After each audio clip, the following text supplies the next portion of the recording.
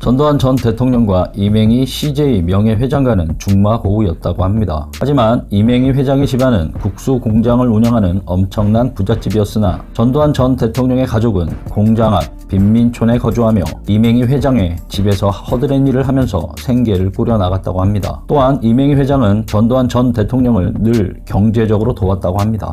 대구 공고를 졸업한 전두환은 육군 사관학교에 입학하게 됩니다. 넉넉하지 못한 가정 환경 속에 자랐지만 화통하고 외향적 성격과 보스 기질이 있었다고 합니다. 육군 사관학교에 입학한 후 까불까불했던 전두환에게 한 앳된 여고생이 눈에 들어옵니다. 그런데 그 여고생은 바로 육사 교장의 딸이었습니다. 사실은 턱이 약간 삐죽 나온 얼굴이 그리 예쁜 것은 아니었지만 육사 교장의 딸이 아닙니까? 바로 이분이 훗날 영부인이 되시는 이순자 여사입니다. 전두환은 19세 여고생 순자에게 적극적으로 다가섭니다. 순자 또한 큰 키와 훤칠한 이마, 유머 감각과 남성다운 성향에 전두환이 싫지는 않았던 모양입니다. 전두환은 육사 생도 사이에서도 인기가 꽤 높았다고 합니다. 순자는 육사 교장이었던 아버지에게도 은근슬쩍 전두환에 대해 물어보기도 했는데 아버지뿐만 아니라 삼촌 이규광 장군도 전두환을 꽤 괜찮은 청년으로 보고 있었다고 합니다. 이순자는 경기여고 졸업 후 이화여대 의예과에 입학하지만 전두환이 그렇게 좋았을까요? 중도에 학업을 포기하고 전두환과 결혼을 하게 됩니다.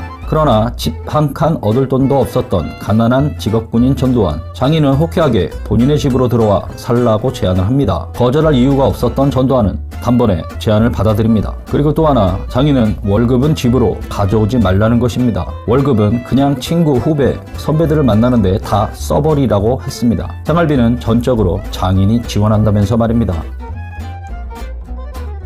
이때부터 전두환은 돈, 술, 여자로 주위의 군인들을 휘어잡기 시작합니다. 전두환 옆에는 항상 친구, 후배, 선배들이 끊이질 않았습니다. 돈도 잘 쓰지, 술도 잘 마시지, 농담도 잘하지, 처갓집도 잘 나가지, 싫어할 사람이 누가 있겠습니까? 67년에 중령으로 진급한 전두환은 3년 만인 70년에 대령으로 진급합니다. 그리고 백마부대 9사단 29연대장으로 베트남에 파병이 됩니다. 이때 혁혁한 공을 세웁니다. 전두환은 전리품을 얻기 위해 베트남 무기 암시장에 가서 총기 등 장구류를 구입해옵니다. 그리고 전쟁 중 베트공에게 노획한 물품이라고 상부에 보고합니다. 또 병사들은 마실 물조차 없어서 괴로워하고 씻지도 못해 피부병으로 고생하는데 전두환 대령님은 따뜻한 물로 홀로 샤워를 하시다가 순시차 들른 상관에게 걸리기도 했다고 합니다. 이에 노발대발한 상관은 후에 전두환에게 훈장이 내려지자 절대 반대하고 베트남에서의 전두환의 악행을 폭로했다고 합니다. 또 다른 인물로 베트남전에서 전두환의 악행을 수시로 보고했던 강창성은 후에 전두환에 의해 3차례 감옥과 4차례 삼청교육대를 가는 고욕을 겪어야만 했다고 합니다. 하여튼 어쨌든 전두환은 대령 승진 1년 만에 별을 다는 초고속 승진을 하고 인생의 고속도로를 달립니다. 전두환은 76년에 경호실장 차장보로 청와대에 입성하고 박정희의 총애를 받게 되고 청와대에 들어갔다 올 때마다 박정희로부터 거액의 용돈을 받기도 했는데 은근히 자랑도 하고 다녀 선배 군인들에게 찍히기도 했다고 합니다. 하지만 이미 박정희와 차지철의 사랑을 듬뿍 받고 있었기에 선배들을 개무시하고 다녔다고 합니다. 77년에 육군 소장으로 진급 1사단장을 거쳐 79년부터 보안사령관 직책을 맡게 됩니다. 그리고 12.6 사건이 터지게 됩니다. 이때부터 전두환이 합동수사본부장을 맡으면서 갑자기 권력의 실세로 떠오르게 됩니다. 12월 6일 대통령직에 공식 취임한 최기환은 다음날 긴급 조치를 해제하고 구속된 학생들도 대거 석방시키며 김대중의 가택 연금도 해제합니다. 바야흐로 서울의 봄이 찾아온 것입니다. 하지만 전두환은 완전히 자기 세상에 온 것처럼 나라를 휘젓고 다녔습니다.